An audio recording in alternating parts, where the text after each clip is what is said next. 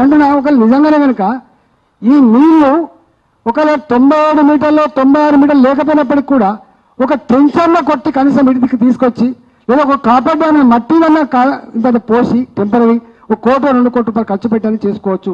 కానీ మీరు ఆ ప్రయత్నం చేయకపోగా ఇవాళ సలహాలు ఇస్తున్న ఇంజనీర్లని వాళ్ళకు బెల్ట్తో కొట్టాలి, వాళ్ళ ట్రీట్మెంట్ ఇవ్వాలి, వాళ్ళ జైళ్ళలో పెట్టాలనేటువంటి మీ నీచమైన మాటలు ఇవాళ యావత్ తెలంగాణ సమాజం సిగ్గుతో తలదించుకుంటుంది. మా మీద మాట్లాడుతున్నాడు వేరు, కొమ్ము కరగదీయాలి, రక్తం చిలికి పంటలు పండిస్తా, ఇవన్నీ మాట్లాడడం వేరు. నాకు తెలిసి ఈ రాష్ట్ర చరిత్రలో ఇట్లాంటి భాష మాట్లాడిన ముఖ్యమంత్రి ఎవరు లేరు. అది నీకే దక్కుతుంది బాబు, అది నీకే దక్కుతుంది. తప్పకుండా దానికి మూల్యం చెల్లించక తప్పదు అని చెప్పి హెచ్చరిస్తా ఉన్నాం. నువ్వు బ్రహ్మాండంగా అధికారంలో ఉన్నావు కాబట్టి, ముఖ్యమంత్రి కుర్చీలో కూర్చున్నావు కాబట్టి ఇవన్నీ వంది మా గాథలు ఆహా ఓహో అంటుండొచ్చు కావచ్చు. కానీ రేపు అధికారాన్ని గుంజేస్తే, నీ అధికారంలో ఫీజును పీకేస్తే నీ బతికేందో తెలిసేట్టు ఆస్కారం ఉంటుంది. కాబట్టి రెండో మాట, ఇవాళ అన్నారం కానీ సుందరలో కానీ ఎక్కడ కూడా ఇవాళ పిల్లలు కుంగిపోయినట్టు కానీ చిన్న బుంగలు పడితే పడవచ్చు. ఇప్పుడు చెర్లకు కుంటలకు బుంగలు పడతాయి.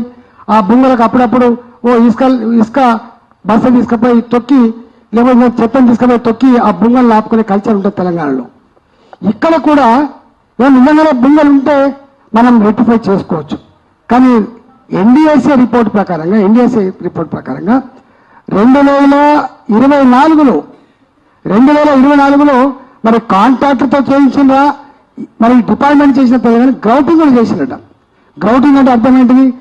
గ్రౌటింగ్ టెక్నాలజీ అర్థం ఏంటంటే ఎక్కడన్నా లీకేజ్ కనుక ఉంటే ఒక దగ్గర ఫోర్స్ తోటి సిమెంట్ లేకపోతే పంపితే అదంతా లీకేజ్ ఎక్కడెక్కడైతే ఉన్నాయో అక్కడక్కడ ఆగిపోయే టెక్నాలజీ గ్రౌటింగ్ టెక్నాలజీ. ఇవాళ సుండిల్లా అన్నారం రెండింటికి కూడా గ్రౌటింగ్ చేసినట్టుగా రిపోర్ట్లు ఉన్నాయి ఇక్కడ.